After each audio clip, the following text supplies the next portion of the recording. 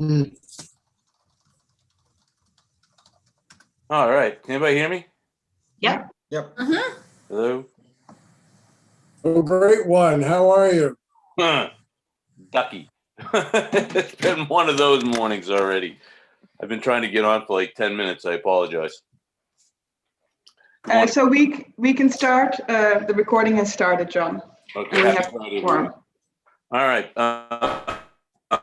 Pursuant to March 12, 2020 order suspending certain provisions of the open meeting law, general law, chapter 30A, section 18, and the governor's March 15, 2020 order imposing strict limitations on the number of people that may gather in one place. This meeting of the Economic Development Committee will be conducted by remote participation to the greatest extent possible.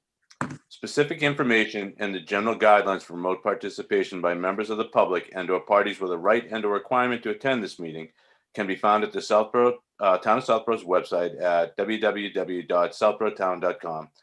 For this meeting, members of the public who wish to watch or participate in the meeting may do so in the following manner: by finding the meeting at www.southborough.com/remote meetings. No in-person attendance of members of the public will be permitted, but every effort will be made to ensure the public will have adequate access to the proceedings in real time by technological means. In the event that we're unable to do so, despite our best efforts, we will post on Southborough's website an audio, video recording, transcript, or other comprehensive record of proceedings as soon as possible after the meeting. So I call the Economic Development meeting on Friday, February 12th to order at 8:21. I apologize, I couldn't get on everybody, so I apologize for being late. So we have to go by the Board of Selectmen's recommendations on the open meeting law, and everything has to be posted on the agenda and kind of go in that order. So first Hey, off, John, can I make a request? I don't know if Yep. Lisa is here, but Lisa was going to join. She can't stay for too long, so definitely let's welcome Alan, introduce him. But can we bump the zoning downtown discussion up a couple spots so that Lisa can participate? absolutely. Thanks, because she was at, and yeah, I can Yeah, fill you you know in, what? but We have basically there was a Lisa meeting and last night. Mimi She on was it too, at which is nice. Absolutely. Oh, great. So Okay. first off, Yeah. I'll be real quick. Alan, I'd like to welcome Alan Belniak as our newest member. I promised him snacks when we can meet in person again, and I will follow through on that because I'm not above bribing anybody to get him on this committee. But it's nice to see a new face, and thank you so much for joining, Alan. If you want to tell everybody about yourself a little bit, that'd be great. Sure. This is about a 14 or 15 year Southborough resident. I got 2 kids in the school system. I am a licensed professional engineer in the state of Massachusetts. I currently do work at an engineering firm, though I'm not an active practicing engineer, but I do focus on things like asset management. Let's see. I just have an interest in what's going on in Southborough, and it's nice. I do plan on staying here for quite some time, probably until I turn into a snowbird.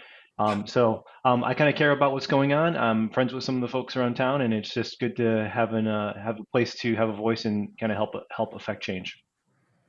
Thank you for that. I appreciate it. Welcome. Thanks. So, okay, Lisa, Marika, can you bump Lisa to an attendee, please? And Julie, I'll give you the floor for the update on downtown bylaw. Great. Thank you. And did you say Mimi was here as well? I did, and if you want to bump her up as well, please. Yeah, she can. If she wants to participate, I think we can have her bumped as well. So the update is on Monday night, I attended the planning board meeting, and the point of the planning board meeting on Monday was for, the one agenda item was for them to discuss the zoning bylaw and the design guidelines specifically. So there was some really great discussion around both. Some members still had a few concerns. Some members felt that they hadn't necessarily had a chance to really dive into the documents yet. So what they suggested and what they asked from us was, they wanted to participate. The message I got from them was that they wanted to participate. They wanted the opportunity to, make sure that they really understood what was in the bylaw. And they gave some very positive feedback about Marika's the draft that Mike Marika put together of the design guidelines, and I say draft with a capital D, that's very preliminary, but they were very pleased, thought that that was a good starting point from their discussion on Monday. So what they had said, the directive, the message that they wanted me to bring back to you was that, they wanted the EDC to agree that yes, they wanted to move forward. They talked about possibly co-sponsoring with the Board of Selectmen, if they got to a point where they were in agreement, and that they wanted to, they wanted us to say, okay, yeah, you should be in charge of the design guidelines, which is sort of what we had already agreed upon, because that's the directive in the current state of the zoning bylaw, was that the planning board would promulgate the design guidelines and then enforce them going forward. And they agreed that yes, they wanted to be the body that would do that. So that was the result of Monday's meeting, and they and they agreed they wanted to continue with the timeline. I emphasized that the timing was really important to us because we want to make sure we have something to bring to town meeting. So we needed to stick with our schedule as far as having the planning board hearing, which is currently scheduled for February 22nd, which is coming up very quickly. So they moved very quickly to that was our meeting. Their regular meeting was on Monday, and they actually put another meeting on the schedule that happened last night, specifically to go through the zoning bylaw and more carefully, make sure they understood it, ask any questions. And unfortunately, I was not able to attend, but I know that that Lisa was able to attend, and obviously Mimi was there, who's on. So from what I hear, it went well, but I'd love to, I think maybe if they want to give an update on that. I know that the takeaway was that that Karina was going to be sending to us today a list of items that they just wanted either some clarification on, and I think we're going to bring Judy Barrett back to or send those questions to her to clarify some points. And if we need to make any adjustments, consider that. But so I don't know if Lisa or Mimi, if you want to weigh in on last night. Great, I will. Thanks, Julie. And that's basically the gist of the meeting. There was some definition. They wanted clarification and some changes potentially in definitions, formatting. There was a couple of conflicts with the current code. One of the interesting things I thought that was great that came out of it, that there was a suggestion of adding accessory apartments and conversion to a two-family by right. So they had a discussion on that, which is something our current code, you need a special permit from the ZBA on. So there seemed to be support from them on making that change, which again, I thought was a real positive change in being able to get things done. So Karina, as Julie said, Karina is going to forward the comments. I have 4 pages of notes and comments and clarifications from the meeting. So I'm sure hers will be more easy to read than my scribble that I did last night. There was some real good takeaway points. I know there was some discussion on the design standards and possibly taking the language out. And Mimi can probably speak more to this, but Mimi did speak up and say that she thinks it's certainly doable to be able to get the design standards in place by town meeting, because there are currently design standards within the code now. So if there was any confusion on how to get this done, it could be as simple potentially as copying, with what's currently in the code. And I can let Mimi speak more to that. So as Julie said, at this point, we'll go through the clarification, some of the formatting things. I think Julie, I, and Marika, and possibly Claire can go through some of the comments and decide what we need to take to Judy. The forum is still on with no changes to the document at this point. The forum is still on for Tuesday with the Board of Selectmen. We have till the 22nd. If Judy gives us back some feedback or some clarifications and we need to make additional changes before the public hearings start, we can do that right up to the day of the hearings. And I'm just trying to think. That's pretty much it. I think there was a lot of great questions. I know Unfortunately, not all members of the planning board were able to attend the two forums that we, joint meetings, excuse me, that we had. So I know Ms. Houlihan was kind enough to forward around the discussion document that we had that had everybody's comments, so they could see how we got to some of the places we got to. How I viewed my role last night was this was their meeting. This was their opportunity to go through the document. So my job was just to bring feedback back to the Board of Selectmen and obviously the EDC as well. So I don't know if Mimi wants to jump in and add anything to that. Mimi, you're muted if you want to add something. Sure. Thank you, Lisa. I think you did a good job speaking to pretty much what happened. We on the design guidelines, there was a suggestion at the beginning that that line be removed from the code because, as you may know, the date to have the warrant article printed on the warrant has been moved up because the date of the meeting has been pushed out to some time indeterminate. I guess because our town meeting is by town code, it has to be printed the week before the meeting would have happened had we not been in a pandemic. So there was a question of whether we could get the design guidelines in time. However, the design guidelines don't need to be in the warrant. We just need to have something by the time we have town meeting. So I fully expect we'll move forward with those, and thought it was inadvisable to remove that from the code because I know there's been a lot of concern about what things will look like in our little downtown, and that was the way to alleviate that fear. Yeah, there were some questions on the code that will come to you. I don't know if you want to talk about specifics, but looks like we're all moving forward. Mimi, can you just take a second? I know you and Karina had one main concern, and I wanted to bring it up because I thought it was important, but I didn't know that I could articulate it the way you did last night. The one piece where it was on C2 and A2, I'm just trying to look through my notes because about the mixed use by special permit. Oh, yeah. So the way the code is written, and I know the one of the main reasons for the EDC starting this endeavor was to have mixed use by right. But the way the code is written, there is no mixed use by right, because the definition of mixed use is a combination of residential and non-residential.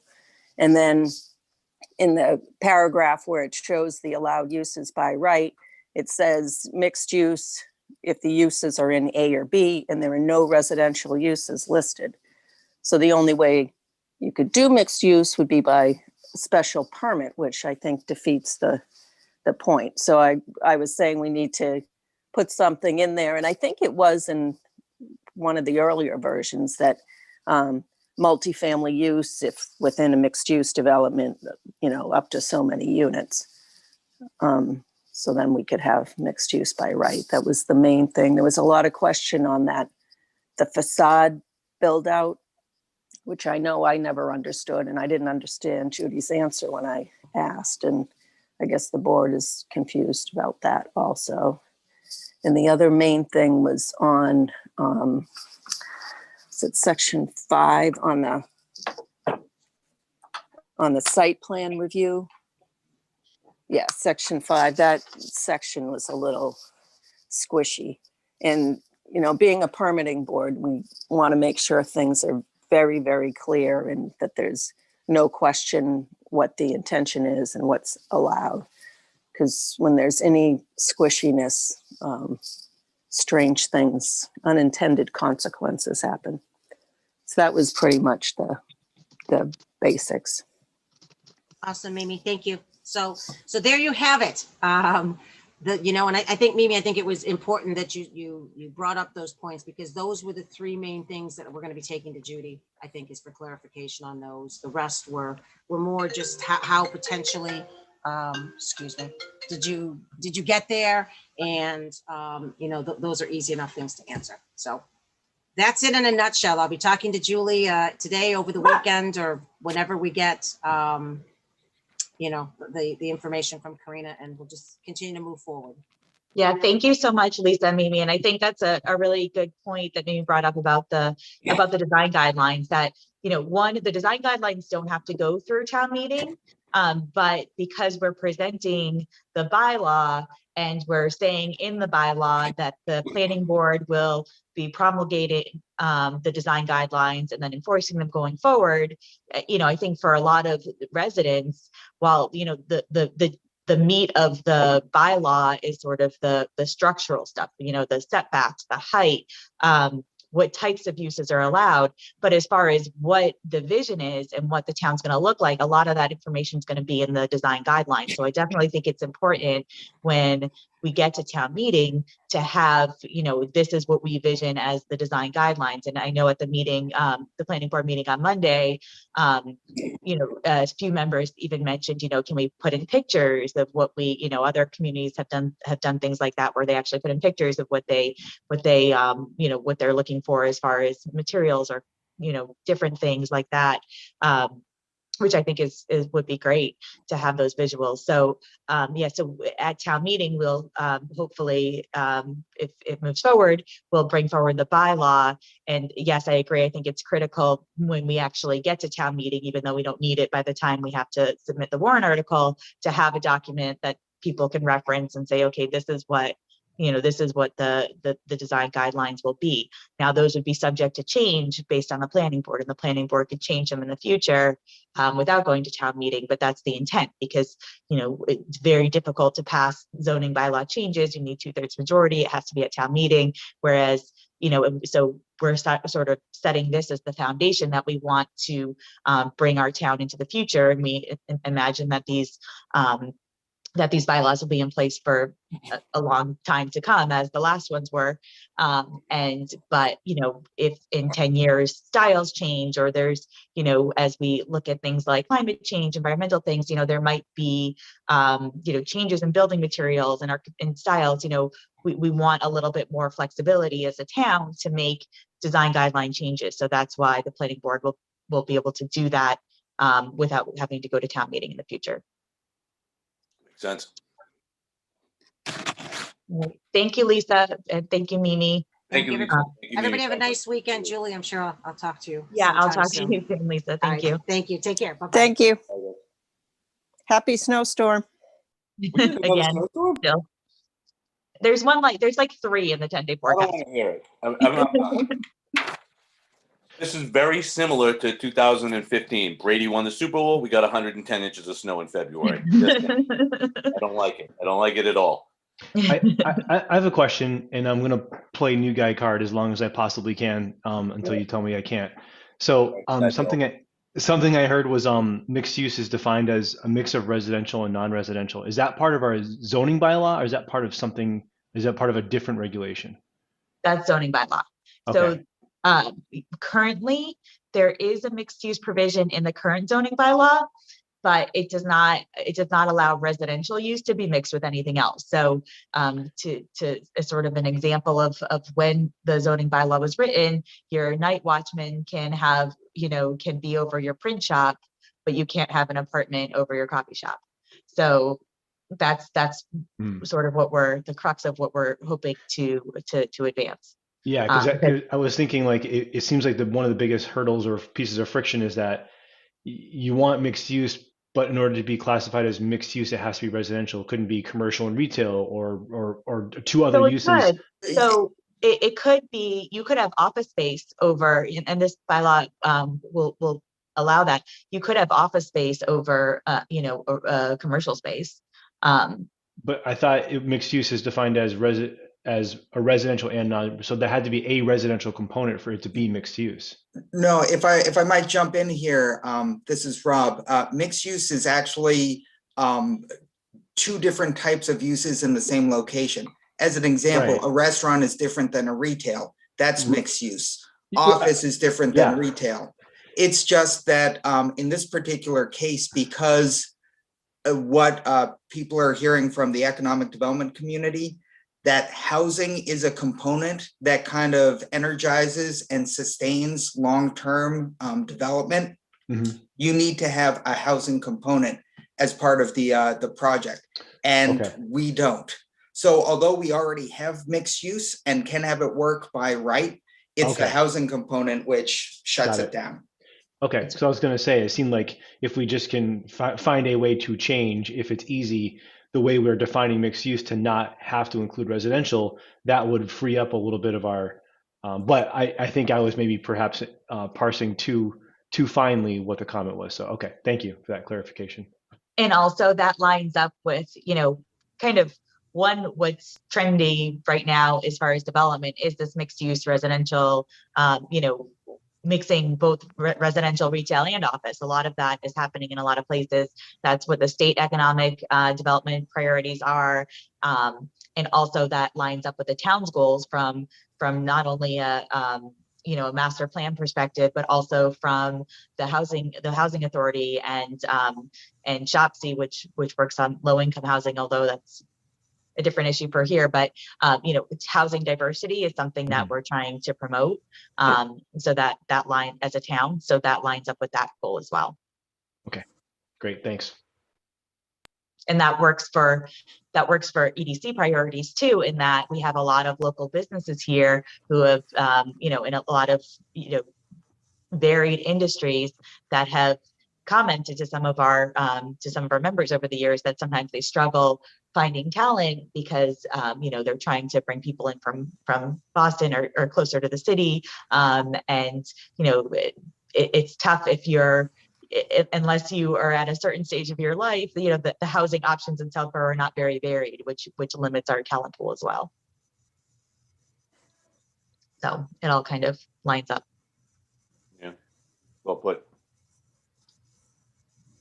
All right. So that was mostly what I wanted to share. I was really pleased with the planning board meeting on Monday. I'm really hopeful that we can continue to move forward. We have on this coming Tuesday evening our forum with the Board of Selectmen, which we are inviting the public to join and ask questions about the bylaw. We've invited, we're advertising that. We've put mailers in all the abutters mailboxes so that people who live downtown, we make sure that they know about it. And Marika put together this beautiful packet of information explaining what we're doing and why. We've done several forums in the past. They've been varied levels of attendance. The last couple, when we actually did these mailers, were much more highly attended. So I'm hoping this is too, but this is our first Zoom one, so we'll see how it goes. But hopefully, to the extent you guys are available on Tuesday night, I know it's school vacation week. It'd be great to have some strong EDC representation there. What's nice about this forum as well is it's being held by the Board of Selectmen. And the Board of Selectmen's meeting has a lot more Zoom viewers and YouTube views after the fact than we do. So I think it'll be well viewed, which is nice. And again, Marika did a great job putting the information back it out, and they did a great job letting everyone know. I've talked to a few of the downtown businesses myself that including like the Knights of Columbus, and I know they're going to attend and they have some questions moving forward. Okay. So I think it'll do pretty well. So I'm hopeful. I'm very hopeful. Things seem to be moving in the right direction. We got seems to have good collaboration. I was at the planning board meeting as well on Monday, and I thought that it was a great meeting. I was unable to attend last night's because I was stuck working, but sounds like that one went well as well. So anyway, anybody have anything else they want to talk about with? Do you have any more questions, Alan, for downtown and what's going on anything of that? Because eventually, like when we get back to it, when we get to the roles and responsibility, I want everybody on the committee to introduce themselves to you. And then afterwards, I just wanted to tell you what we've been doing on the EDC, the different parts with downtown Route 9 and potentially transportation, and figure out where everybody could fit in doing all these different things. And maybe, I don't want to call it subcommittee or any of that or working groups, because then that's a big hoopla. But I'd like to have people dedicated like to the downtown part, to Route 9, to getting transportation, public transportation from the T station out to like a bus route. That's been my big thing forever. So does anybody have anything else on the downtown? We can always come back to it if we need to. For now. All right, so I'm going to get back to the way the agenda was and welcoming Alan. So I'm going to start with myself, and then I'm going to go as I see it to introduce yourselves to Alan. So Alan, I'm John. I've talked to you on the phone, but nice to actually see you. I've been in town for about 35 years. My wife's family is multi-generational here. I was on the advisory committee for 10 years, chaired it for 3. I'm on Shopsy Housing Authority and this.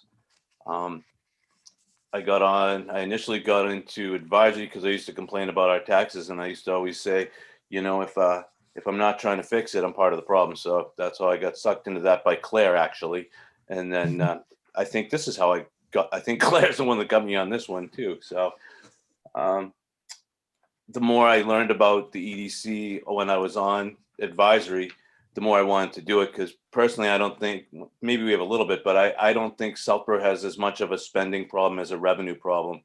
And I really think that this group of people can do a lot of great things trying to get the businesses to stay in here. And we've been pretty active over the last couple of years on trying to keep business in. My role, besides being the chair, what I do is I go out and do business outreach and talk to the businesses with Marika and Chris and Rob lately. And we've been trying to find out the problems. And it all comes down to pretty much just, lately we've been hearing the same things.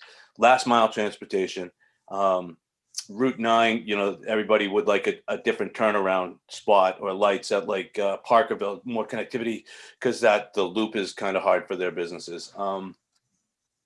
As well as you know, some other different zoning things and septic and water problems along Route 9. So in a nutshell, that's me. So I'm going to move on to Chris now real quick. Mr. Robbins, can you introduce yourself, please? Good morning, everybody. Well, first of all, I want to say all the hard work that's been done by Claire and Marika and Julie leading the team, and John and Rob and Michael. It's been an extraordinary effort, and with the participation of the cell phone here, with the participation of the planning board and the board of selectmen getting behind this is an indication that collaboration is possible, and we're getting close. And it's all due to the hard work of everyone, and it's an impressive thing to see. Great things can happen. I've been here in the town for over almost 40 years. My son went to high school here. I've been very involved there was an economic development team formed about 12 years ago when the town was trying to pass a new tax law against business, which is called the dual tax rate. And there were about 8 of us who met almost every Thursday for lunch, 1 hour a week, to reverse the vote by the Board of Selectmen. And then we realized that the town really doesn't know much about the business community. And so we set out to educate the town and put together a self-funded brochure that summarized the unique diversity of the business community, from small businesses to large, and that Southborough uniquely lucked out by getting a diversity of industries that bodes well for us in good times and hard times, versus other towns like Hopkinton, who were very dependent on one industry, EMC, and a few others. So that was a strong thing that we learned. We also learned that the towns around us are very active in economic development, and the great results that have occurred in Marlborough when they redid the downtown, and Hudson. It's and that understanding how they've achieved success set an example for us to go forward. And so here we are. I've been involved. There used to be a small business association here in town, and I was very involved in that. And I think the things that have worked is when we start educating the community or stay in touch with the developers, so we can understand their needs, but more importantly, listen to the residents. And I think the surveys that have gone out to identify the needs of the community is a powerful tool to demonstrate we're trying to get a collective understanding of the needs and respond appropriately. And I think this brochure that's been developed, this thing is an impressive document that Marika and Claire and all of you, several of you did in terms of proofing it to give people a stronger understanding of where we are at this critical moment. So I wish us all continued success. And I think that summarizes, I don't know if that helps a little bit, but welcome aboard, Alan. You're brave, bold, and courageous. So thank you for joining us. Thank you.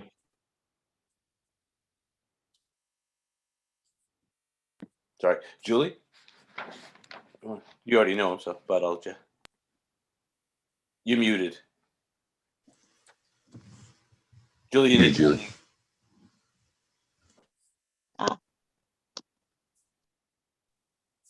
Sorry about that. So Alan and I already know each other. Our girls have played soccer together for many years. I've been in town for 10 years and on the EDC since for almost 8 years, which is crazy.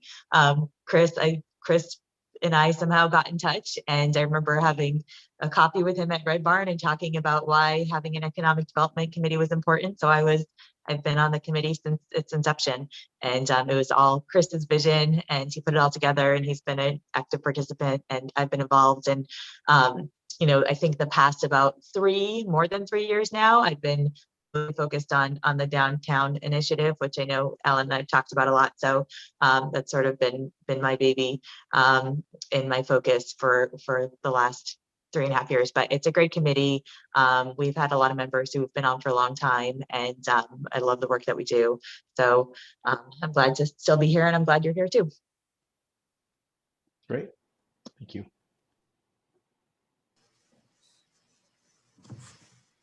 Michael, your turn. Sorry. You were muted, right?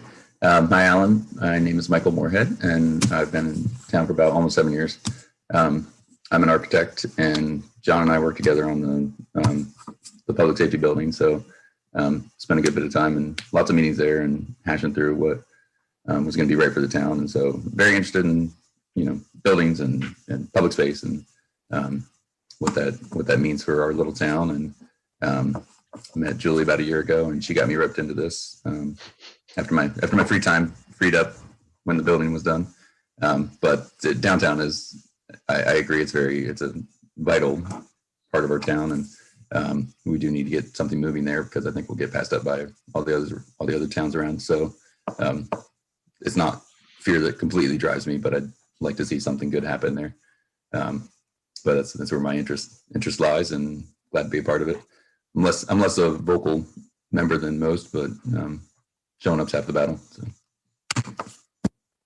Great. Thank you. Thank you, Mike. I'm just keeping my mute off. I'm sorry. Thanks, Mike. Rob, you're up next on my screen, so you don't mind. Alan, pleasure to meet you. Rob Anderson. I've been a resident for about 14 years as well. I've been doing economic development in Massachusetts for about 20 years now. I have worked for a municipality, the state, and I now work for a quasi-public, all involved in different elements of economic development. And one of the things that I foresee is that if we don't have a focus on new development and growth, in addition to focusing on Route 9, the taxes for residents are going to continue to go up. So we need to find that right balance. And in addition to making the downtown a little bit more energized and sustainable long-term, especially for the businesses that are already there, we need to think about those things that we can do that won't change the character of the town, but improve the quality of life for everyone here. So that's kind of why I got involved through coordination with lots of people. And I think it's a great step that we're taking to make some zoning changes. So pleasure to meet you. Great. Thank you. All right. Lastly, Suzanne, I'm just having you introduce yourself to Alan. That's what I've been having everybody do. Oh, okay. Sorry. I was like, what's everybody doing? Alan and I know each other from the extended day board for a couple. Overlapping years. Yep. Yep, I'm still going. Nice. All right. I think I've been on the board. I don't even know how long I've been on this board. A couple of years, 3 years, more than I've had. I don't know. What would it be? Got to be close to 3 anyway. Somewhere in that.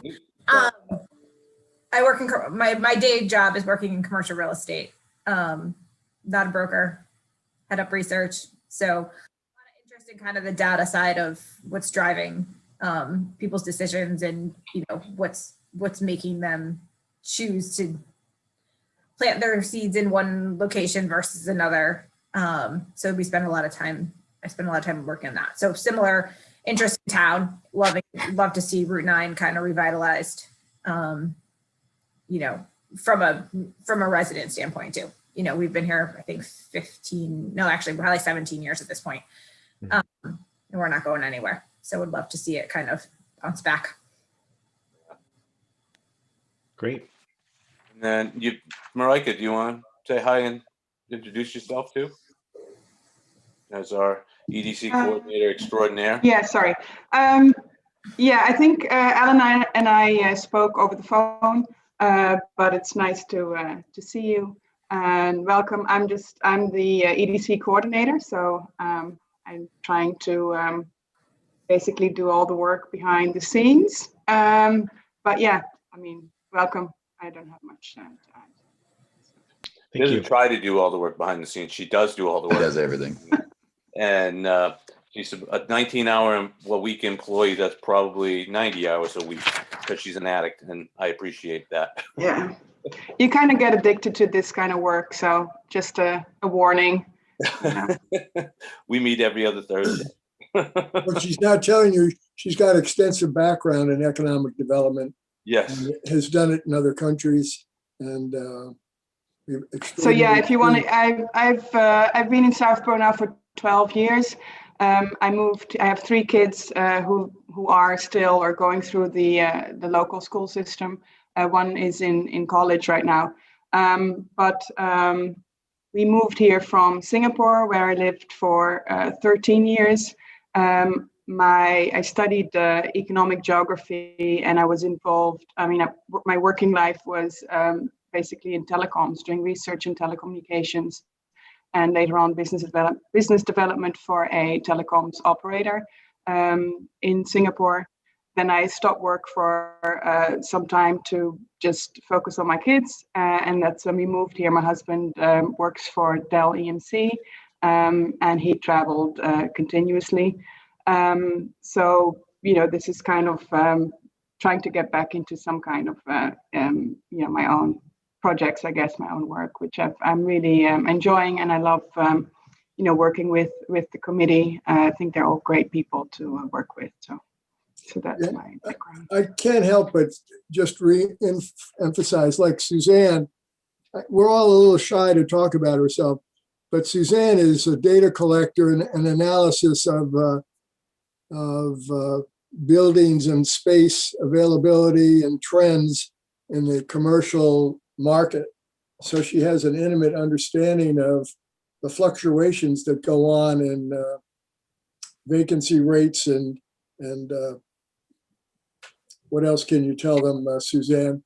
You're right there with the numbers. You have a sense of the pulse of the market for business and where they're at. And we just recently had a meeting with Bill DePietri, who owns about 11 buildings.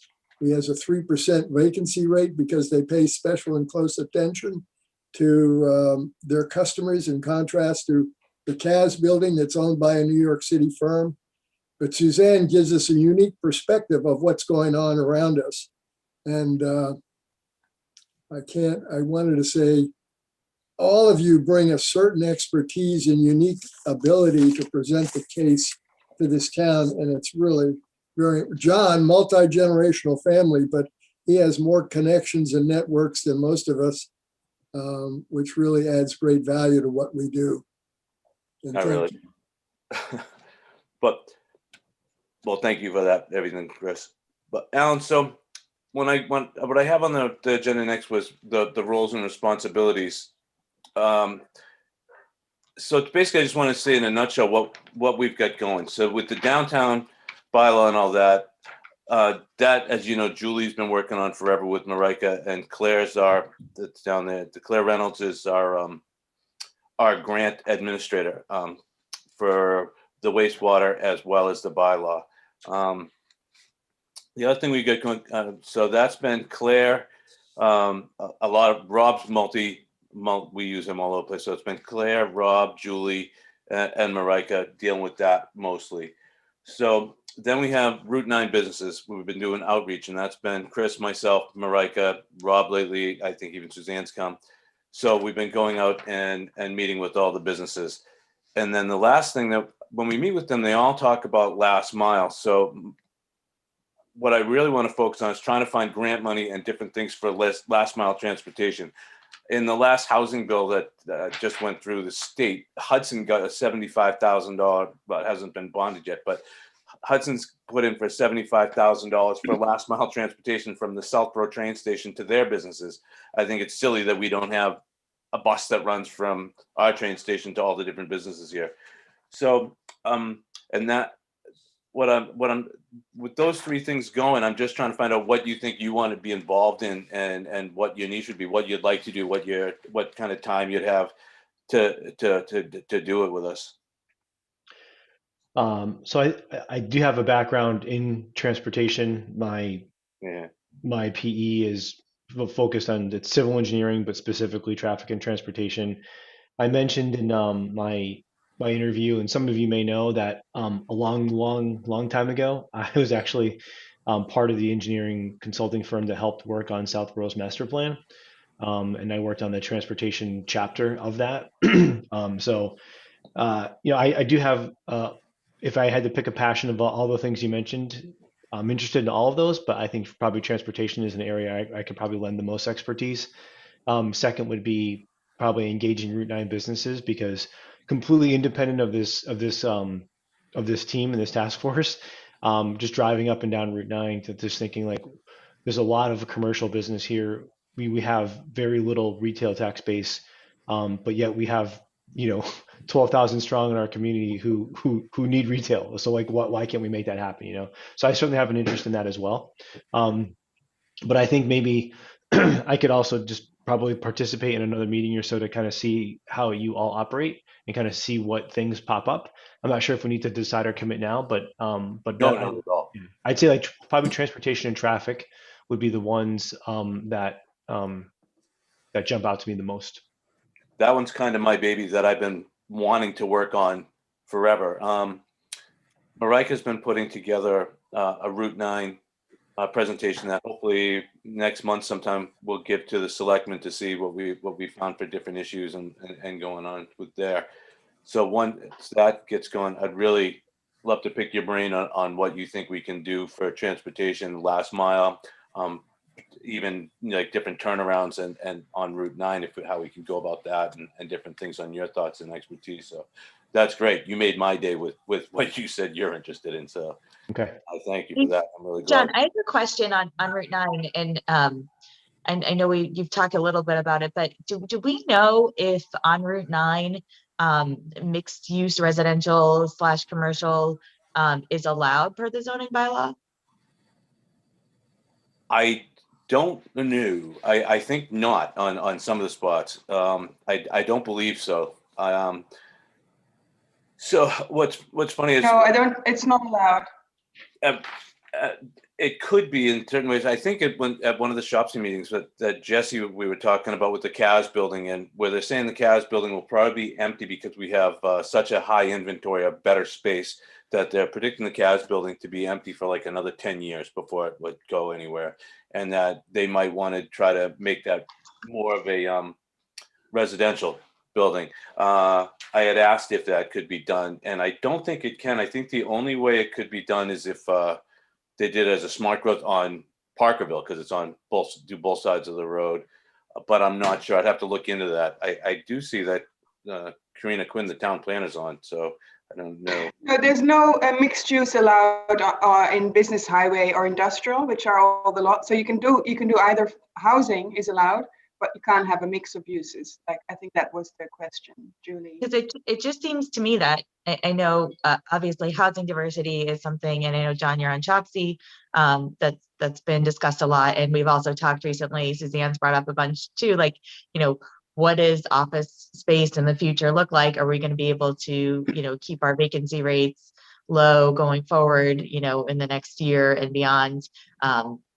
But and we've talked about repurposing for housing, but also, as Ellen brought up, you know, we're a little bit short on retail in town as well. And it just, I don't know, from my perspective, it doesn't make a ton of sense to do housing without doing mixed use. That's you know, a lot of the new housing apartments that have some mixed use component to it, where you have some first floor retail, and then you kind of already have a base customer base. But obviously, you know, that it also provides a amenity of the town too. So maybe that's an angle we should look at. Yeah.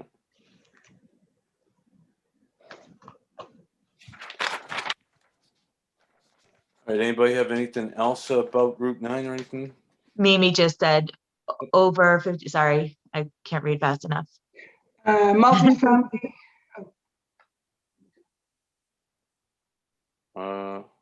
Multifamily housing is only allowed in and over 55 or MRD. Okay. Thank you, Karina and Mimi. And Marika, did you see Karina's question Yeah. for you? Yeah. All right. So that covers the welcome to Alan, members' roles and responsibilities, the update on the planning board meeting. We took care of that with Julie and that. Now we're down to you, Marika, on your coordinator's report.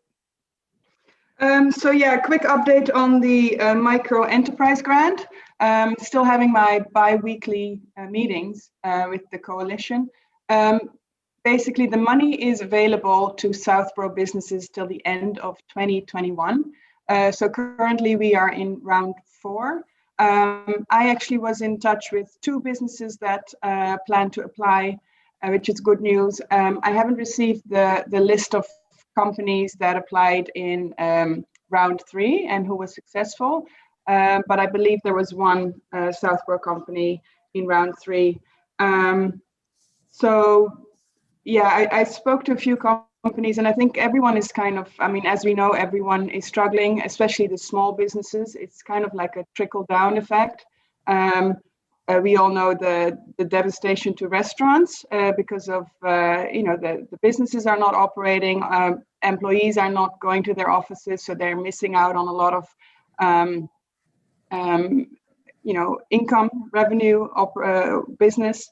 And the same goes for any other business, really, like whether it's a printing company, because the schools are closed, you know, all events are being canceled, or whether it's, I spoke to All Car Care, they're saying people are not driving as much, so they're not, you know, servicing their cars as much. So everyone who you talk to is struggling. Just, you know, wanted to put that out there. But, you know, the micro enterprise grant is ongoing, and we just have to keep advertising and letting, you know, Southborough small businesses know that they can apply, and that it's a lot less competitive than, you know, other grants that are out there throughout the state, because this is kind of money that was awarded to Southborough specifically. Is it still as restrictive as it was before, or have they eased up on it a little bit? They kind of allowed for, I think, the 2020 tax returns. So that's, you know, which would make a few companies, I guess, more, you know, more eligible. So, yeah.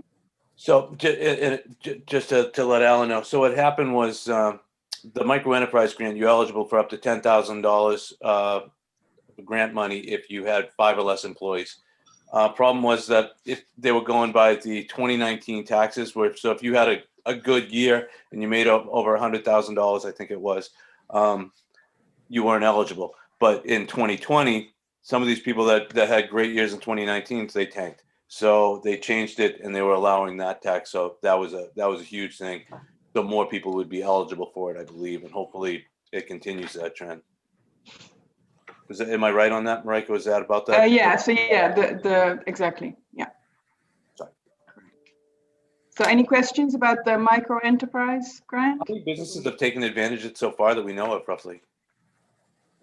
I don't know, I had shared the list. It's about, I think 8 to 9 companies that Good. were successful. Wonderful, thank you. And I believe if you get it, you can put in for it again, can't you? Put in for it twice if you use it for Yeah, something so you else? can, as long as you don't, you can apply a second time, as long as you don't use the money for the same things, right? If you have to indicate what you're going to use the money for. So if it's for a different thing, Wonderful. definitely you can, you can apply again. Thank you for the update. Anybody have any questions on that? All right, so next is my February EDC newsletter. It's just a quick update, but I thought, instead of an article or whatever, I would attach the information packet on the downtown district zoning. I think the more people get it, the better, so everyone's informed. So I just need people, for everyone to vote on it, for the EDC to vote on it, if you agree. Okay, do I have a motion to use the information pack for our EDC newsletter? Well, I have maybe you can approve the newsletter to go out, because I shared it with everyone. What's that? I shared the newsletter, which is the update and the information packet, so it would go out together. Okay, so do I have a motion to set the information packet and the newsletter together? How's that? Better? Do I have a motion? Motion. I have a motion by Suzanne. Do I have a second? Second. Second by Al. Thank you. Any discussion? There's one discussion. There's one small typo on the last page. Is an extra parenthesis. It's minor, but that's about it. I love this guy. Sorry, where is that? Sorry. It's I think it's on the last page. There's an extra closed parenthesis. Okay. It's right near the Park Street readiness line. Yeah. I know. I had to read everything in advance before this first meeting. I'm like, I can't show up unprepared. I can't guarantee future. I'm impressed. At least this meeting, I had to read everything. You're making my day. You want traffic studies, you want Route 9, and you caught a typo. You get what's your favorite snack, my friend? We're gonna get covered, I promise. Yeah. All right. So, any other edits or things to it? So I need a new motion to accept it as amended with the correction. Do I have it? All right, so a motion from Suzanne. Do I have a second? Second. Second again from Al. Great. Any more discussion? All right, so we're gonna have to do it as a roll call vote. I'll call them as I see them on my screen. Alan? Aye. Chris, you're muted. But he said aye. Chris, can you unmute and say aye? Aye. Thank you. Suzanne? Yep. Julie? Yes. And myself, John, aye. Motion passes unanimously. So then next will be our Community One Stop for Growth program. So John, you were just mentioning you wanted to look for grants. So this is one portal, and it's by the Department of Housing and Community Development, where they, and I think I spoke about this at the last meeting briefly, where they've kind of made it easier for municipalities to apply for grants, and it's more of a process where they'll be the consultant and kind of help you apply for grants, and it's where 10 different programs basically will be available. So you send in one application and they will be applied to all those 10 programs or even be referred to other programs. So on February 8th, they opened the application period for your intentions, for what is it called? Your initial intentions to apply. So I don't know, I made the presentation I sent to you. I'm not sure if everyone saw it. I don't know if you want to go through it, or basically the thing is that you need to come up with a more strategic plan and come up with a couple of actual projects that you want grant money for, or you want to apply money for. So you need to first indicate what are your economic development goals, what are your housing goals, because that's part of it. And I guess we'll need approval by the Board of Selectmen or by the town that everyone's on the same page, and then you kind of apply for all those projects in one go. So I'm not sure, do you want, I don't know if everyone's gone through that presentation. I can pull it up and we can go through it, or, you know, everyone can just read through it, because I think it's important that we have something that we will be presenting then to the Board of Selectmen. I didn't go through it as well as I should have, I'll be honest. I don't know if anybody else has, but if you want to pull it up and discuss it a little bit now, I think that deserves a kind of a whole meeting to set up our, you know, our plans for. Yeah, I can, let me pull it up and. I have a question while you put up, Marik. Yeah. I think that conceptually this is a fantastic idea, because in my very limited experience, it's like you hear about this grant here, this here, that here. Oh, did you know that expired? And it's like, oh, there's so many times where it's like, you know, coulda, shoulda, woulda if we only knew. So this process conceptually is awesome. My question is, and I don't know if anyone here knows collectively well enough, is that if we were to go forward with this and win one of these grants, is it going to preclude us from winning something else? Is like the deciding is the adjudicating board is going to say, well, they already got this grant, so let's not give them that. Like, are we better off applying for grants individually for the chances of winning more money, even though it may be more arduous, or is this still the better approach because it's like one blanket application? So I think they were trying to. So previously, people would, people would have to go and look for grants. Every grant would have a different application form. Every grant would have a different timeline. And they said, how can we help municipalities make this process easier?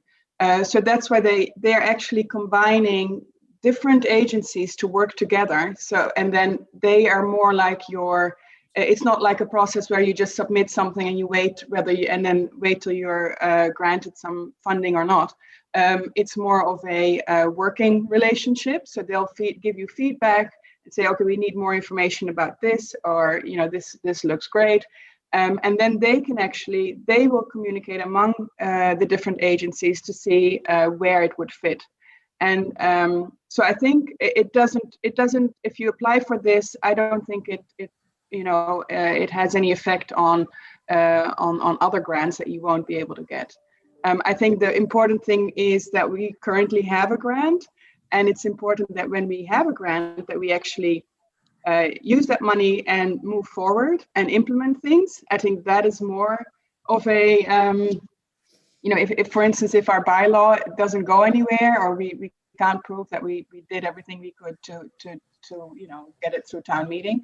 I think that's more of a reason why people then would say, you know what, Southborough received grant money, but in the end, nothing happens. So maybe that would be reason enough for us not getting any grants. But I don't think, I think this is very important to apply for this. But the only thing is they want the municipality, the town, to be all on the same page.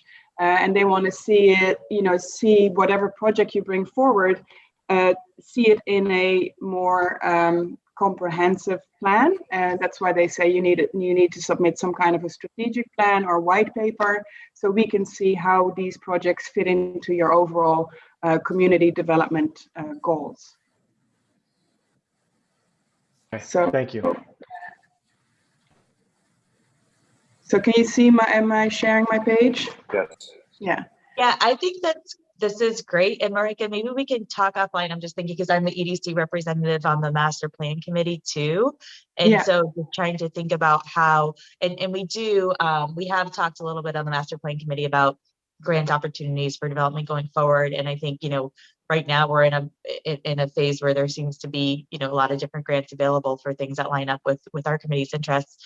So maybe we talk a little bit about that too. So at my next master plan committee, I can report that, because I feel like these things should align a little bit in some ways. Well, I think that's very important, and that's why, I mean, this is just the beginning, but that's why it's not just economic development goals. They want to see, you know, housing goals or whatever. It's really important now for the town to kind of work together, and maybe for like Board of Selectmen to say, okay, these are our, you know, based on the master plan, whatever the existing master plan and the master plan committee's, you know, future plan. These are our goals. So what projects are our priority? And then it doesn't matter whether you are economic or, you know, it's all kind of works together. And that's why you need, you need to work together. You can't be doing it separately. So yeah, and the master plan committee's been, you know, I've learned so much from and I haven't been on it for all that long, but I've learned a lot, and I think, you know, I'm hopeful the committee is working together really well. And I know we've talked a lot on this committee about how many of the things in the last master plan from 2008 were not implemented, but there seems to, at least at this point, be a real emphasis on making sure, you know, that this is a roadmap and that there are milestones, and, you know, people are staying on top of making sure that things actually happen. But I think this is definitely a part. I mean, you know, economic development is definitely a significant part of the master plan, and I think this fits right into that. I want to make sure that everything aligns and that we can incorporate this into that and vice versa. What's nice about the master plan committee is I think every committee and board is represented on that, correct? On the master plan committee, Julie? Isn't there pretty much every board or committee? Sorry, John, can you say that again? Am I muted? No, you weren't. I just okay. No, I can't see myself, so I didn't know if I was muted. I apologize. So I was wondering, the master plan committee that has representatives from every board and committee on it. So I think that's awesome. That should be there. Exactly. Maybe, do you think we should send out an email to the chairs of all of them and say, hey, we're trying to figure out our goals and stuff for this, Marika, and maybe they could put it on their agendas and send us, you know, some feedback so we get all. I do think this needs to be a collaborative effort that everybody should have their kind of townwide input on, that we can. Yeah, so that's why I don't know how to move forward. If the Board of Selectmen should have that role to kind of coordinate it, or if and that's why I think this is just the beginning. So this would just be a starting point, and then we would, you know, ask for input from other committees to see what are their goals and how it kind of aligns. And then in the end, the thing is that there's a time constraint. So they are, you know, there's a whole timeline, and there's only once a year where you can apply for these grants. So if, you know. So what do you think? Should we take a vote to send a letter to the Board of Selectmen encouraging them to reach out to all the boards and committees to get feedback, solicit feedback for this? That way. Well, I had a different thought. So, well, first, Margaret, do you know what the deadline is? Yeah, if you know, why don't I just quickly go through this, and then you'll get a lot of answers, I think, and then we can see how to move forward, or how to get this you know, cooperation. So so this is just about the one-stop community one-stop for growth, a single application portal. And it's a collaborative review process on housing and economic development grant programs from the state. So yeah, I'm not going to read everything. You know, you have it in your packet too. But these are so it's 10 different grant programs all brought together under one single application. So it's from the Executive Office of Housing and Economic Development, Department of Housing and Community Development, and Mass Development. So when you submit your application, all these different grant programs will be kind of matched towards that. And and the other thing is, they will refer you to other programs which are not listed here, but, you know, other agencies, if they feel that that's a better fit. So I think it's, you know, and this is the timeline. So once a year, so for instance, for this year, they opened February 8th, and you can submit your expression of interest. So that's what I mean by you have to, they request like a white paper or a strategic plan with your community development goals and your projects. So it's from February till April 2nd.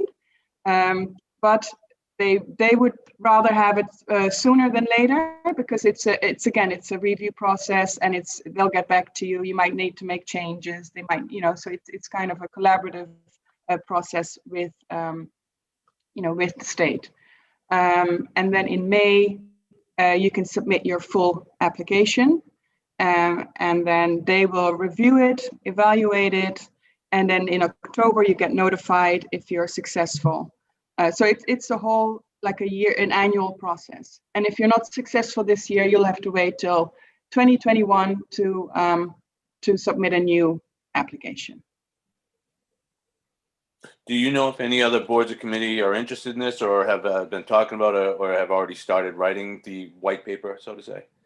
I don't know, but we've been, and I know Claire also attended all these the presentations. So we forwarded to the Board of Selectmen multiple times. I know Vanessa was the one who forwarded to me the information. So I'm guessing, I'm hoping people would have watched it and then they would be aware, but I haven't heard of anyone, actually working on specific goals. I think we should reach out to the selectmen and other boards, just because I remember for the winter shared streets, you and I had, you had put that thing together that we were going to send in, and we already had another grant out there, so we were advised not to put in for that one. So I just don't want to waste any time. I want to make sure that it's all collaborative. So well, and that's why maybe this is a presentation that we can. Anyway, let me continue on. So how can Southborough, take advantage of this? So that's what I mean. We need a vision and a strategic plan for housing and economic development. We need to basically get consensus from the Board of Selectmen, Planning Board, SHOPC, whoever advisory board on those goals, and then identify projects and submit an expression of interest as soon as possible. And then I thought we can start with our strategy and maybe request SHOPC, master plan, whoever, to kind of come up with their other goals that they might have. So this is just, our EDC information, our economic reality that we need new sustainable revenue sources. And then these are our economic development goals. I just took these housing development goals from the housing production plan that was done in 2019. But again, Marika, yes. Can I ask you to do a favor? Can you go back to the prior slide? I want you to know that that piece of information that right there. Yeah. This is the kind of information people have no clue about, and this is terrific. People are now starting to understand the ecosystem of economic development and how it's a holistic process to drive in revenues, create jobs. And it's this kind of data that awakens people's reality about what we're trying to do. So I want to applaud you for putting this together. And there are probably some other data points like number of jobs created, vacancy rate, where it's a brief capsulation of the dynamics of how the ecosystem for development and growth occurs in this town. So I just, bravo, and thank you very much, Marika. what's scary on that pie chart is if you look, 44% is residential taxes and 37% is untaxed. Tax exempt, that it would be nice if we had a better pilot program, but 37% untaxed property. Yeah, and the other scary thing is a lot of the tax exempt part is in commercial zoned areas. So that's even more, I know, shocking. So, but anyways, that's just the background. So given the situation, economics, we have our economic development goals, which I guess we should go through with the committee. fund. So expand commercial development where it is most appropriate along Route 9 and in the villages. So this all came from the 2008 master plan. And this is also what we kind of, which was our starting point with the downtown initiative, right? So, I mean, this is nothing new, but so it's not something the EDC, what I'm trying to say is it's not something the EDC kind of thought up, right? It came from the master plan. Create opportunities for businesses to start and prosper in Southborough. So mix of jobs. What else? Evaluate zoning to allow for effective mix of uses and encourage innovative and sustainable jobs. The permitting process, and then preserve commercially zoned land for business use. So those are kind of the high level goals that came out of the master plan. And then these are the goals that came out of the housing production plan. I just kind of go into detail, talking about the Route 9. This is kind of like what the EDC's priorities are for the coming year or so. Focus on Route 9. What are the challenges and what do we plan to, or what are things that we want to focus on? And like you said, look at the underutilized lots on Route 9. So zoning update and explore financial tools, which we've been doing. Explore last mile transportation options, improve traffic patterns, identify and address infrastructure constraints, which means like, I guess, the wastewater mostly, and address lack of amenities for businesses and residents, which again would kind of go back to the zoning. So these are, I guess, our focus. I mean, what I thought our focus things are for 2001. And then the villa focus. So we are working on our downtown initiative. These are the other business villages with the challenges and what are we doing in the next couple of years.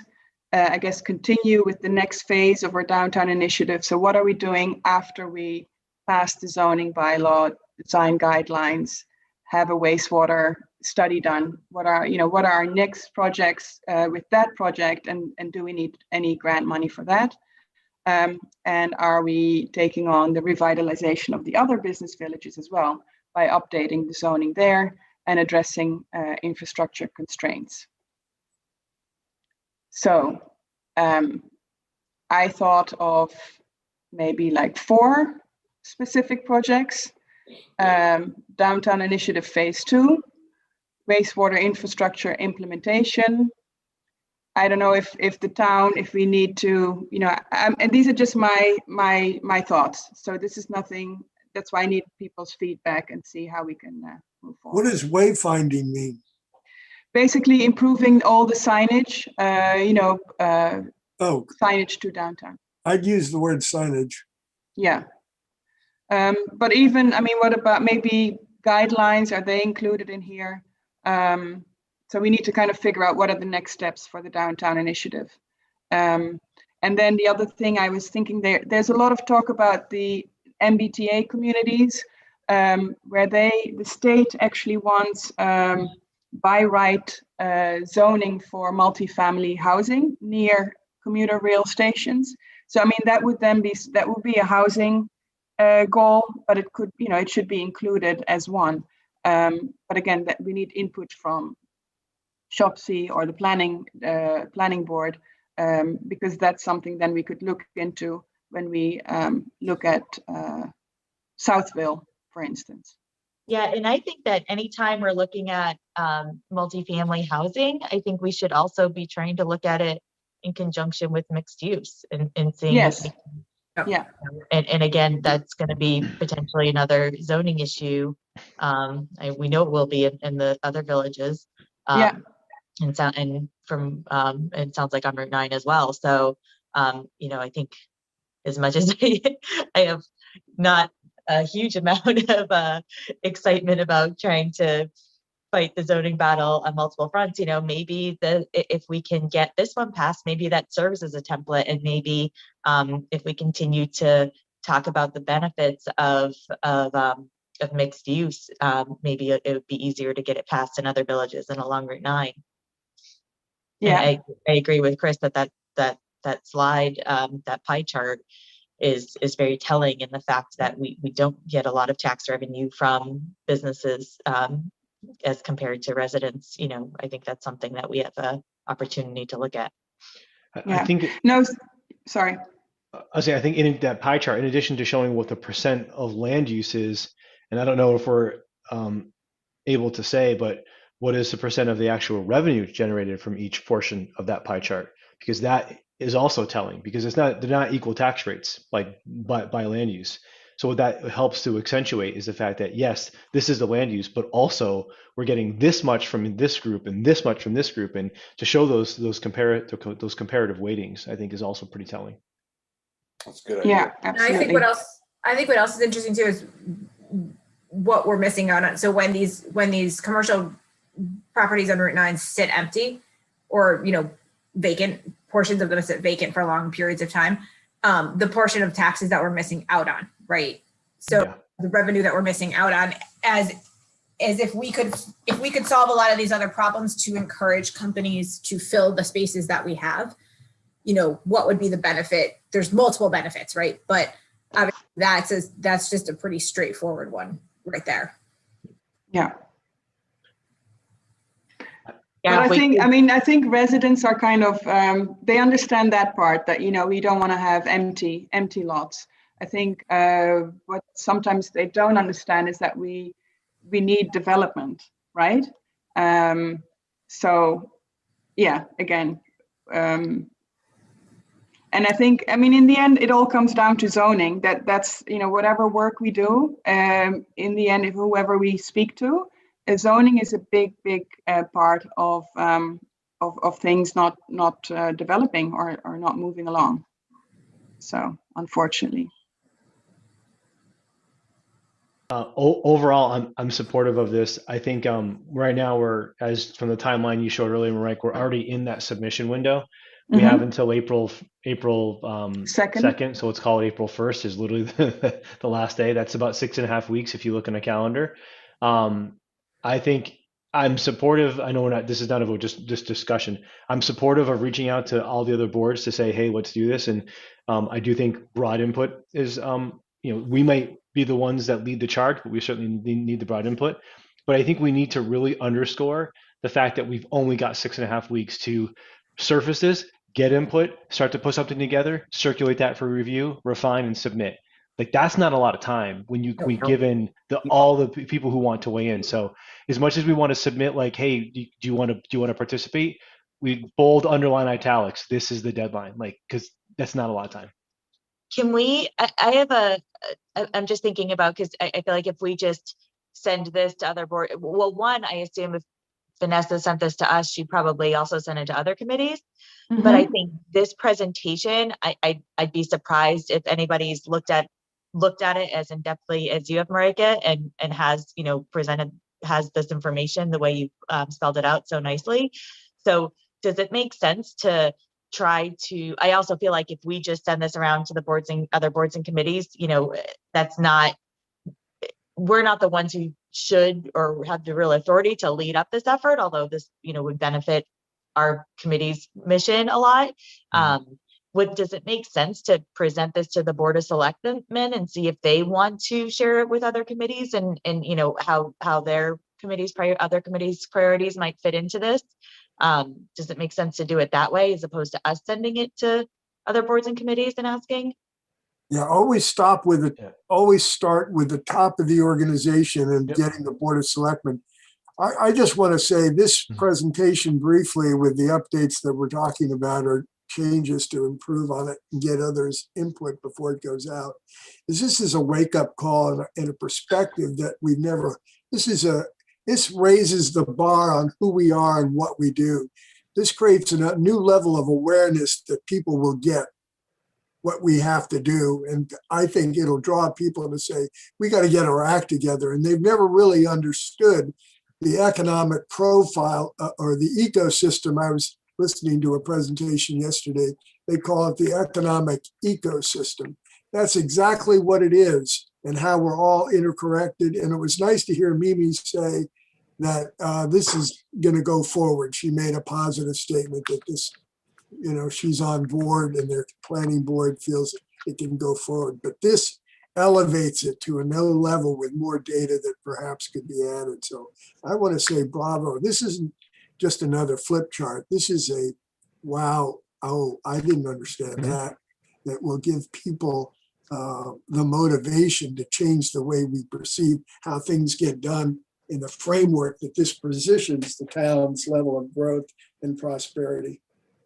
Well, one thing to add too is if we circulate this among other groups or even have the Board of Selectmen lead, which is great, we as our own group are going to want to have to prioritize these 4 projects, because I don't think we're going to get, if we have 5 projects total to submit on behalf of the entire town, then we're going to have to be very choosy about which ones of these or others that we pick, because I'm sure other boards are going to want to say, or committees are going to say, well, we want this and we want that. So.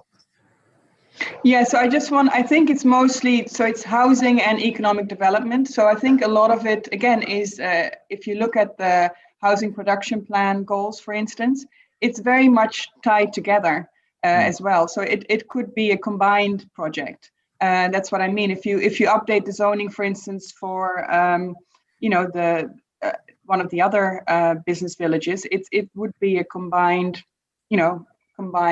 project. I think one other thing, as you were sharing it with the other boards to kind of impress upon them too, is if we don't, kind of get our act together and be in unison now, the opportunity is lost on this for another year, right? So while we may not be able to get to the perfect end result right now, I think we need to think about moving forward and not missing out on an opportunity to move some of these things forward, right? So because it looks like they don't award the grants and whatever till the end of the year, right? So then you're talking, if we miss out on it this year, you're talking, almost 2021. Yes. Potentially any other funds. Marika, Shopsy's meeting on the 25th. And if you want to send this off to Dorianne Jasinski, the chair of Shopsy, I'll reach out to her and ask if we can put it on the agenda on the 25th for a brief discussion. I don't know if I know she won't discuss it or send it out to anybody without it being on the agenda.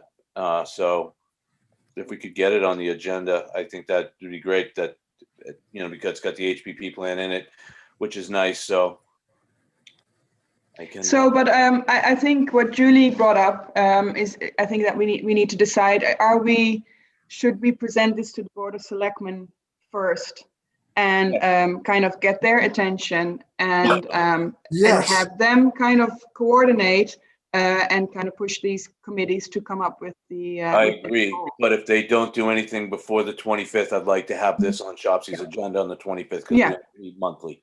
And at that point, it'll be March 25th and we're getting way too far out.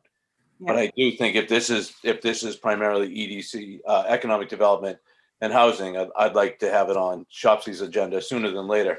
So I do think we should definitely send it out to the selectmen and ask them about it, and actually put a date, like we need it to be set out to the committees on, just because, like Alan said, it's very time sensitive. 6 weeks, as I've said in the past with the downtown initiative, when we thought we were going to have this for last year's town meeting, I was like, a year goes by like that.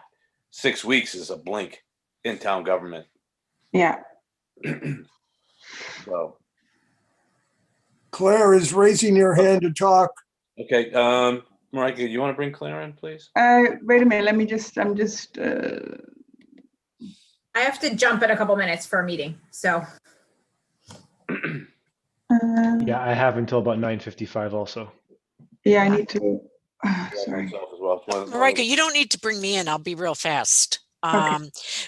Don't forget, folks, per your request, at the last meeting, that you guys had, I sent you a copy of the letter that I sent to the selectmen, which gave them all of this information. And Alan, welcome. I'm Claire Reynolds. I will use your town email address now to send it, unless you want to, contact Marika, so that you have a copy of the letter. you. It has the links in it with the information. Thank you. Thanks. Yeah, real quick, Alan, every email that goes out, if you use your personal email, you have to CC your town one as well. So it's on both, please. Yeah. If Yep. nobody said that to you already.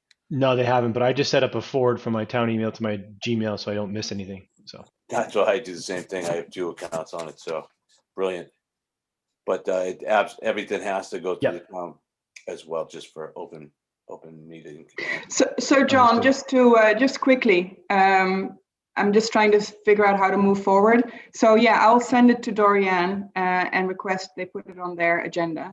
In the meantime, I think if everyone, I don't know if you want the committee to give me feedback, because I think it's important that at least we have our economic goals kind of spelled out, and then we can expand on that, but at least we are ready to submit something, or at least share with the Board of Selectmen.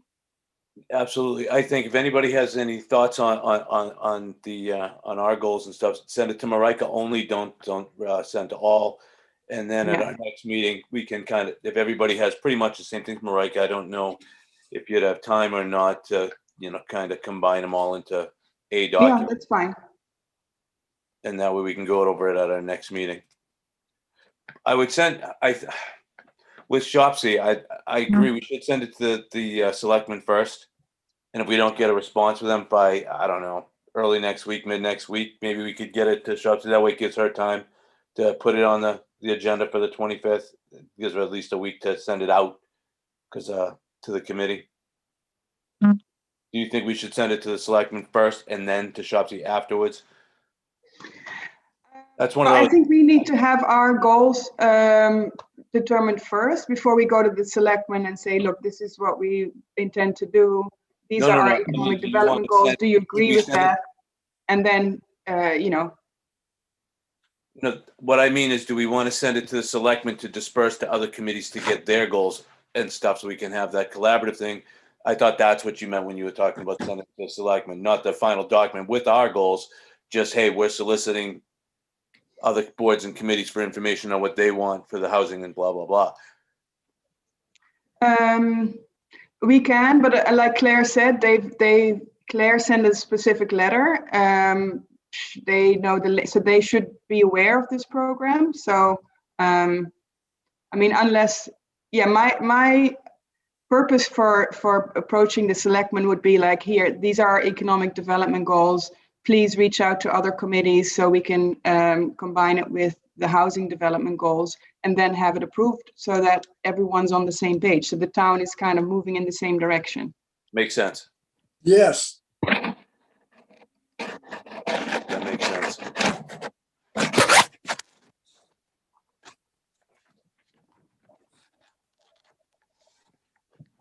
So yeah, if people can give me their feedback on especially like specific projects that we want to take on in the next 2 years, then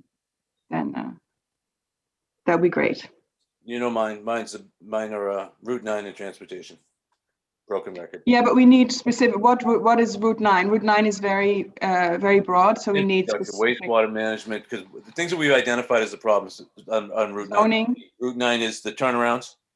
Every developer we spoke to, every business that we've talked to, and the brokers say the biggest thing is the traffic patterns and turnaround different spots, that they give up the one at Middle Road to have one at, say, Parkerville Road.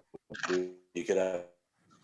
So it's probably a good idea to disabuse the word turnaround and talk about access, because there's other ways to provide access other than just turnarounds, right? There's a cut and cover concept to go under Parkerville. You can go over Parkerville without ramps, all kinds of things. Access, thank you. I like that better. Access points on Route 9. And then last mile. Those are my big things. Last mile transportation from Route 9, because everyone we spoke to last year and this year said the same thing, that the biggest problem is last mile. You get a lot of people doing the reverse commute from Boston. They don't have cars. They need to get to the things. And obviously that's what Marlboro has 2 buses that run from there to Boston Scientific and other places. Hudson's doing it from. No, but do we need grant money for last mile, or do we go and reach out to MWRTA ourselves and get it done? I think it's both. I think they charge money for the MWRTA to have the added stops. So I don't think it. So it would be nice to have that ability. I know that, they're talking about adding a parking garage or adding parking at the T station in Southborough. So again, I'll email you all these. So, Yeah, please. Further discussion on it, but I like the word access. Thank you, Alan. Better, but that's been the biggest problem. Those are my two things that I'm going to be sending. Everybody else, those are my examples. Please send them in to Marika, just to Marika, don't CC y'all. Yep. When do you want that by, Marika? Tomorrow. Done. Now, realistically, say early next week, Monday? Yeah, that's fine. I'm not gonna, early next week is fine. As soon as you can get it, yeah. I'll be focused on the public forum till Tuesday. All right, That's all for me.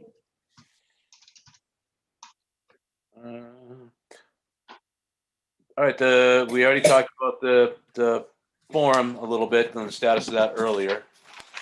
So real quick, Route 9 business, permanent outdoor dining discussion and a vote may be taken. You want to table that because I know that they had already talked about that at the last meeting a little bit. Or do you have any more information you want to talk about on that? Yeah, I want, I don't know if anyone read the memo that I included, but if everyone could just read the memo and see how we can, if we want to move forward, again, we need to send a letter to the Board of Selectmen that we want to propose this. And I had a conversation, or not an email back and forth with Lori, the building commissioner, that it would probably require zoning change and a ZBA approval to change the parking requirement for those restaurants. So we just need to decide, if we want to do this, how to move forward. I have a question about it. So generally speaking, I'm supportive of the idea for all the reasons, for all the positives it brings. One of the things that I don't know if it's worth considering here, or maybe we add this to the table discussion, is what the current parking utilization rate is now in COVID times. I know I've been in that area Fridays and Saturday nights, and even just for pickup for takeout, sometimes it's a challenge to find a spot. I know at one point there was, I'm not sure if it was a handshake agreement of usage of the adjacent commercial building where that grassed area is to park over there. I think they've since stopped doing that. So why the proposal says moving from a 3 spots per to, or 4 spots per to 3 spots per, or vice versa, like basically lessening it. I think it's a good idea to help get this moved forward. I just don't know if we're going to put ourselves into a more overparked position, or if we're going to hit 100% utilization every single Thursday, Friday, Saturday, Sunday night. Yeah, you're totally right on target, it. Alan. We actually talked about this at our last meeting too. Okay, sorry. Yeah, no, not at all. Yeah. It's definitely a real concern. Claire had some things to say. Claire sent us a couple of messages, and I don't know if we all got them. Claire, I don't know if you had something else you wanted to emphasize. Oh, thanks, Chris. I'm all set. Appreciate it. Yeah. So do we want to table this until our next meeting and talk more about it at the next one? I think would be a good idea. I mean, I agree with it, but it would be nice. So when you were talking about that parking, he owns both the places, and he had a cut through before, and it wasn't in the zoning, so that was an issue. But he does have overflow parking for Ola behind it, so that would make it, I think, easier for that particular area of outdoor dining. But I think we need to look at it more for other places as well too. Is what we were talking about that before. So I think we should table that till the next one. So moving forward, so on our next agenda, if anybody has anything they want I need to have specifics because the agenda has to have more substance to it. You can't just have chair report, blah, blah, blah, blah, moving forward, which makes sense to me. So we need to kind of stick to an agenda. Anybody has anything they want on the agenda moving forward, send it to me or send it to Marika, and we'll get it on to make sure that way it gets posted correctly. It has the information anybody needs, and we can keep doing that moving forward. So I think on the next agenda, what I'd like to have is continued discussion on the permanent outdoor dining, and continue talking about the community one stop for growth.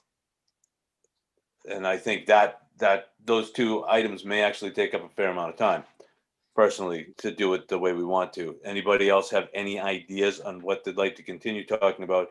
I mean, obviously, we'll probably have to have the update of the forum and whatever happened with that in the downtown, but we'll see how that goes with planning and such. But any other? Are we having another meeting before I know obviously we're not having another one for the forum, but are we having another meeting before the planning board hearing? Probably not, right? So it's on the 22nd. I don't think we have one. I don't believe we have one scheduled yet for Okay, that. that's fine. Yeah, as long as everyone, I don't know that we need to, but as long as everyone just has that date on the reader. Yeah, I think we should post it as for that hearing. Yeah, do we have Tuesday posted also? No. Oh, shoot. Yeah. No, I didn't post it at all. No, Wait, did we I have thought time I to said post it Tuesday. for Tuesday night? we are too late to post. Monday is a public holiday. Oh. Uh-oh.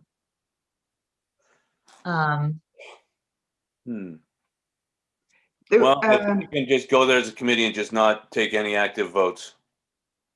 I will check with, I'll check with Jim today.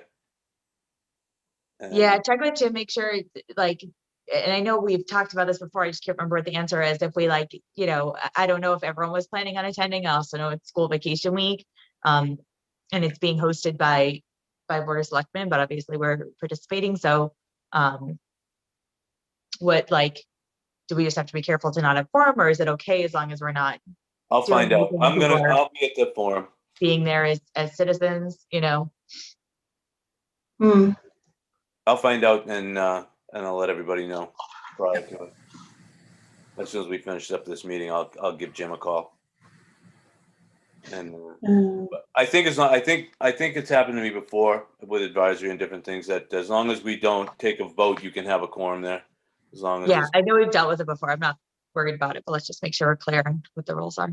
Yeah, I will, and I'll get that out. I'll do that right from here. So does anybody else? Sorry. So do you want to just talk, John, about next meeting, how we want to just alternate between evening and mornings? Yeah, that's what I was gonna bring up. So I don't know about anybody else, but Friday mornings, these Friday morning meetings are killing me. I am buried at work, and I'm on a few other committees and boards that meet during the daytime too. So for a while we were alternating one meeting in the morning, one meeting in the evening. Is everybody okay going back to that structure just so I can try to actually have a job? And by me. Yeah, it's fine by me. What evening, what day and time were the evening ones? It varied, whatever works for everybody else. No, I think we were often on Thursdays. Yeah, we had Thursdays because I think Rob was always, Wednesdays weren't working for him. So should we just go back to Thursdays at 8? Is that too late? Is that too early? I'll try to make those meetings on the evenings faster than keep them strictly to the agenda items. And make 7:30, 8 o'clock is best for us. Just me too. Yeah, the kids have stuff going on, so we're like, it's like a taxi service around here lately. Okay. And it's only going to get worse in the spring. Yeah. Oh, forget the spring. It's gonna be a nightmare. It's right now. I gotta put them in Uber. Do we want to have a meeting next week, or we'll do the week after? Let's do the week after. Yeah, so the 25th, Thursday the 25th.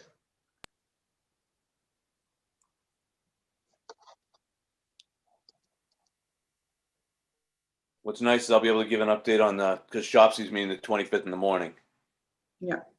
So I'll be able to, So are we meeting on the 25th? Yeah, Yes. at 7:30 PM. What time? 7:30 PM. Thank you.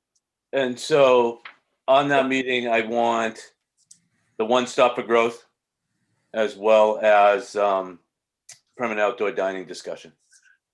If anybody else has anything they want on there, let myself or Marika know, and we'll get it on there. And again, everybody, if you could have your goals to Marika by early next week or sooner on what you want on the implementation plan for the smart growth, that would be great. Does that work for you, Marika? Everybody else? Yep, it's fine. Anytime. All right. So that's that. Any unfinished business? No. New business. We just got the agenda. Public comment. I don't know who's still here. John, if I may, just one quick thing. The wastewater feasibility study is on the agenda for the selectmen to vote on the consent agenda for next Tuesday night. Okay.